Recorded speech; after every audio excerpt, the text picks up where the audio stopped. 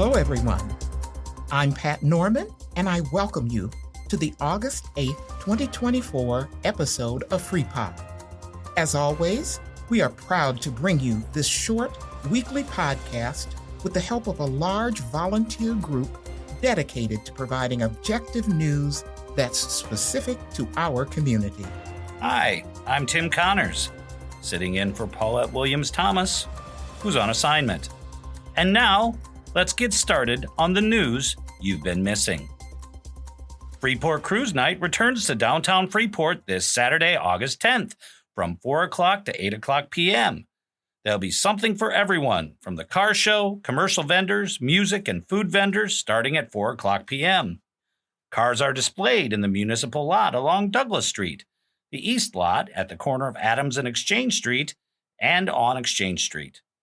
Food vendors will be on hand east of the Arts Plaza with merchandise vendors and the new family fun area in the Ferguson Arts Plaza across from the library. As one of the original and remaining true cruises for more than 40 years, the Freeport Cruise heads out from downtown Freeport to Park Boulevard beginning at 6 o'clock p.m. This year, the cruise will kick off with a Grand Marshal car from J.H. Barco & Sons. The route will travel west on Stevenson Street, then south on Park Boulevard, east on Empire Street, north on the newly repaved Locust Street, east on Main Street, and north on State to complete the route. Drivers are encouraged to enter the cruise route at any point, and spectators can view the cruise along any of these streets. Signage will be posted throughout the area. Nicole Haas, the brand director for the Greater Freeport Partnership, said, "The cruise has become so popular that we couldn't fit any more cars in the 16-block route. The classic cars idled and then overheated, and it didn't continuously move as we intended. The expanded route has worked out well to keep cars moving, and residents and viewers love sitting along the streets throughout the city to watch the amazing display of automobiles." For more information on Freeport Cruise Night, visit greaterfreeport.com/events. Summer is nearly over, and school for Freeport School District 145 students starts in just 2 weeks on Wednesday, August 21st. There are a number of events before then that parents and guardians will want to know more about, and there's a handy back-to-school guide listing all of them online on the school district's website. We will include the exact URL in the notes for this episode, but you can also find them easily by heading to the school district's homepage, www.fsd145.org. Some of the dates that are important to note include new student orientation for the Banksburg-Gagna Alternative High School on August 13th and 14th, freshman and new student open house for Freeport High School on August 19th, and a student schedule walkthrough on August 15th for Freeport Middle School. Dates for Meet the Teacher Nights are also shown, as well as a listing of school fees, bus information, dress guidelines, athletic schedules and participation requirements, school meals information, and much more. With just 1 month officially left of summer, the city is working against the clock to complete road infrastructure projects around the community. In addition to last-minute enhancements to the repaving of Locust Avenue and replacement of lead service water lines, the nearly $11 million Adams Avenue reconstruction is still making progress, with work planned to be complete by Thanksgiving. To keep up to date on road closures and other important city emergency information, such as weather warnings, boil order advisories, and criminal activities, sign up for Code Red provided by the city. You can register for this free service by heading online to the city website, www.cityoffreeport.org, and searching on Code Red or Freeport Alerts, or by texting Freeport Alerts, all as one word in caps, to 9941. We will include the link for online registration and the text registration info in this week's show notes. A fun contest has also begun. The City of Freeport's inaugural photo contest is now open for submissions. Photographers can share up to 3 photos that adhere to the contest guidelines, which can be found on the city website. The submission deadline is August 31st, and the city will then host a public poll in early September where residents can cast votes for their favorites. The winning entry will be featured in a fall city newsletter and showcased in the City Hall lobby for a year. Let your creativity shine and show everyone the beauty of Freeport through your lens. In other news from the city of Freeport, there have been more questions about the city's policy on removal of yard waste. To recap information in a recent episode of FreePod, sticks, tree limbs, and cut-up logs may be taken to Timber Industries. Their woodlot is located at 2133 South Walnut Avenue. This location is open to the public weekdays from 8 a.m. until noon. Timber Industries does not accept grass clippings, piles of leaves, bagged or unbagged, weeds, soil, or rocks.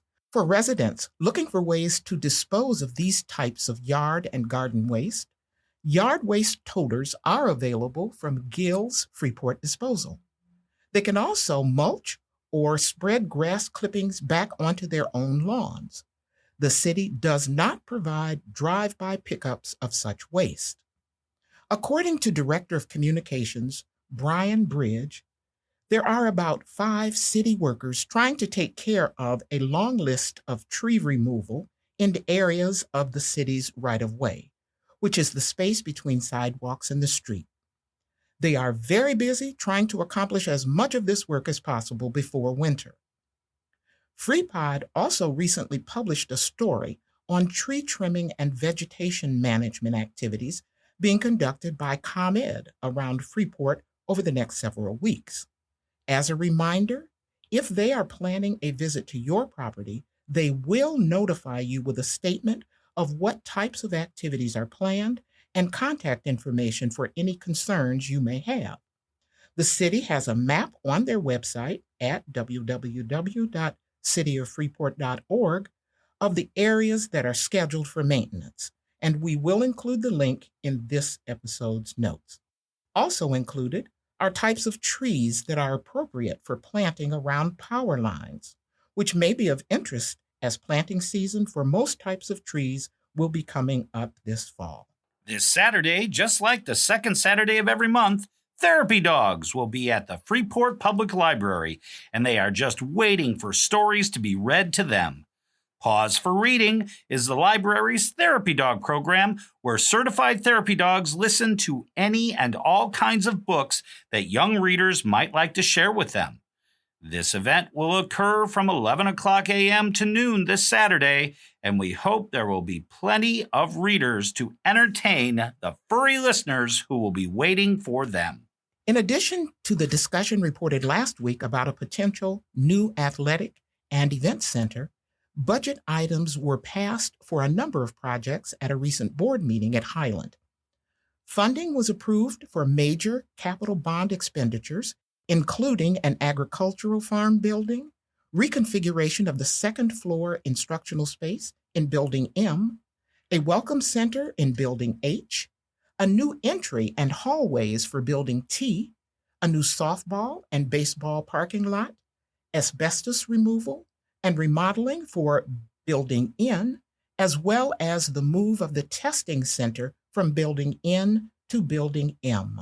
During an interview of the college's fiscal year 2025 budget provided by Vice President Jill Jansen, total revenue was estimated at $17.6 million, with local taxes making up 50% of that figure and tuition accounting for 30%, with the rest from other funding sources such as contributions through the Highland Foundation. Joe Davis County provides 40% of the revenue, Stevenson County provides 35%, Carroll County 16%, and Ogle County contributes 8%. The tuition rate at Highland continues at $150 per credit hour, and credit hours have rebounded to about 28,600, which is up from about 27,000 the last few years. Highland President Chris Kuberski announced that summer enrollment for 2024 was up 4%, Fall enrollment also appears to be holding at a 4% increase, and nursing enrollment is also up.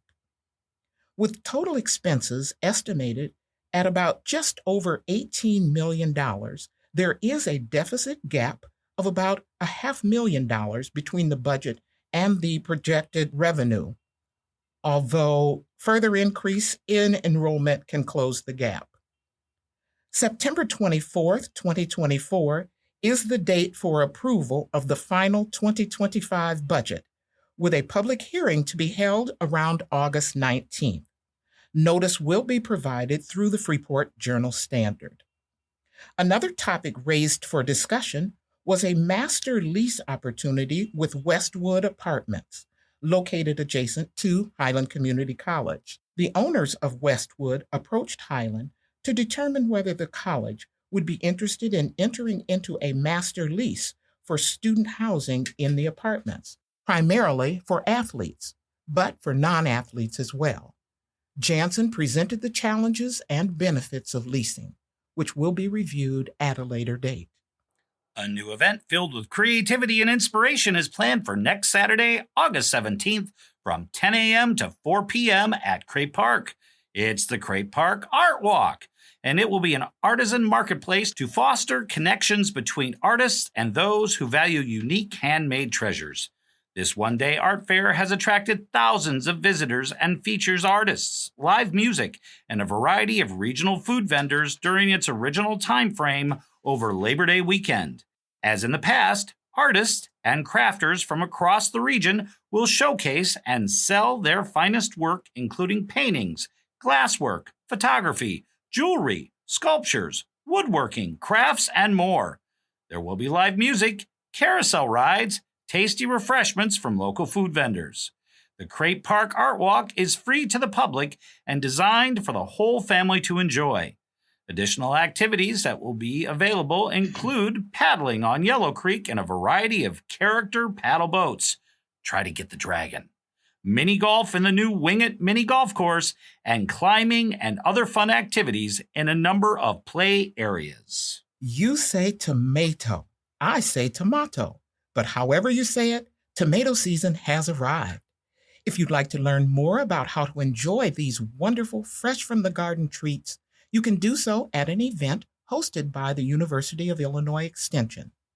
Harvesting a Rainbow of Tomatoes will be held at the Freeport Public Library on Wednesday, August 21st from 1 o'clock until 3 o'clock p.m. At this seminar, you can learn more about which varieties of tomatoes work well in various dishes, why some have more flavor or are more watery than others, and why tomatoes are so good for you. Cost for the event is $5, and to register, just call the University of Illinois Extension at 815-235-4125 or register online at go.illinois.edu/JSW. We will include that URL again in the notes for this episode. The Freeport League of Women Voters is sponsoring a presentation by Sarah Latimer, Director of Early Childhood Education for Freeport School District 145. Latimer will focus on the importance of getting young students off to a good start in their early school years and how that can be accomplished through cooperative efforts by students' parents and other family members, as well as teachers. The event's scheduled for Tuesday, August 27th at 6:30 p.m. in one of the early childhood education classrooms at Black Hawk Elementary School, is open to the public, and discussion will be encouraged. The Freeport Chain Link cyclists have started a Saturday morning bike shop ride and reports that riders are having a great time. Riders leave from PHK Bicycles at 205 North Adams Avenue, directly east of Union Dairy in Freeport, at 8 o'clock every Saturday morning. The route is on all paved roads for a complete ride of about 24 miles. The pace ranges from 12 to 16 miles per hour, so it's not a slow ride, but not a real fast ride either. This is a no-drop ride with waits at stop signs, And if there are some riders that want to go faster or slower than others, the riders can be broken into separate groups. There's also an opportunity before the halfway mark to cut the ride a little short for anyone who needs to get back early or is running out of energy. The ride ends up back at PHK Bicycles, and everyone is welcome to join in the fun. Okay, gardeners, get your pen and pencil and notebooks. Listen to this. According to University of Illinois Extension Program Coordinator Nikki Keltner, August is the time to divide bearded iris. It is recommended to divide bearded iris every 3 to 5 years.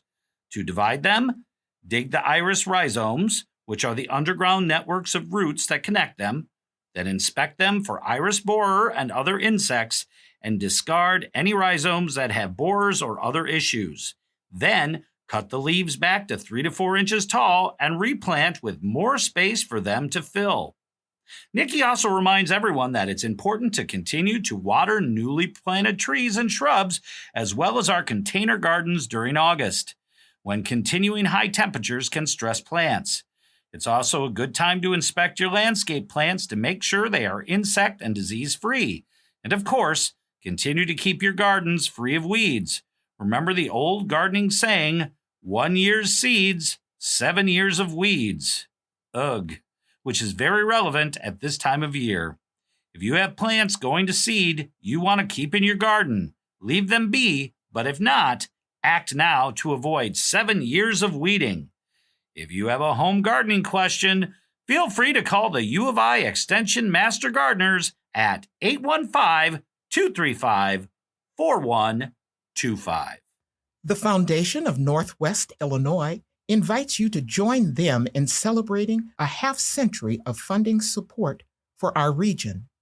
They are hosting a gala event on Saturday, August 17th from 5:30 until 9 o'clock p.m. at the Rafters Restaurant in Lena.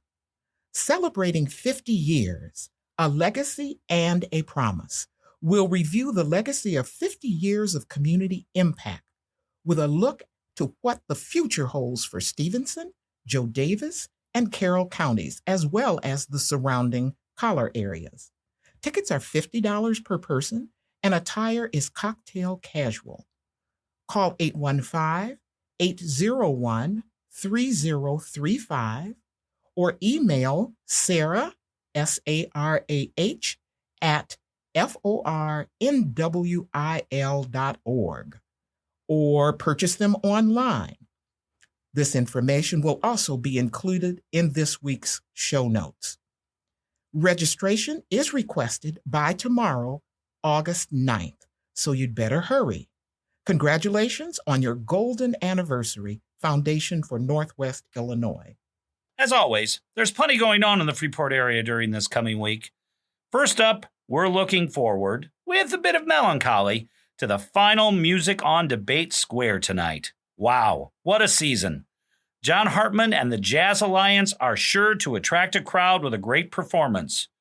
Bring your lawn chairs and blankets and maybe your puppy on a leash, as well as pocket money for a free will donation and maybe a treat from Union Dairy next door. Don't forget to build your personal library with a stop at the Voices book sale, which continues through this Saturday. And looking a little further ahead, Paint the Port returns on Friday, August 23rd. Another popular local event, Eats and Beats, begins at 5 o'clock p.m. on the 23rd and continues on Saturday, the 24th at 5 o'clock p.m. We will have more details on both events in next week's Free Pod. And of course, as mentioned earlier, Cruise Night is this Saturday. As we close, we're pleased to share that next week's Tuesday in-depth interview will be Free Pod host Alan Wenzel speaking with Wayne Duckman, Director of Community and Economic Development for the City of Freeport. Duckman discusses various aspects of the City of Freeport's approach to dealing with abandoned buildings and blighted properties, including the city's ongoing plan for addressing issues with abandoned buildings, the challenges and dilemmas the city faces when trying to resolve issues with neglected properties, and the role that citizens can play in helping the city on this matter. This conversation will post at noon on Tuesday, August 13th.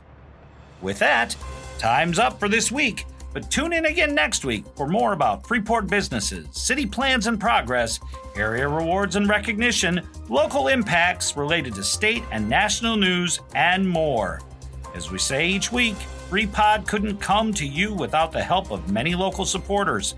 We're especially appreciative for the Mass Communications Department at Highland Community College for producing this podcast, as well as our many liaisons and reporters for the time they volunteer to bring the news to you. Thank you, Highland and Team FreePod. If you have story suggestions or would like to make a tax-deductible contribution to support FreePod, visit our website at www.freepod.org. Again, I'm Tim Connors, here with my good friend Pat Norman, and we hope you'll check back next week for more news you've been missing. Thank you for listening.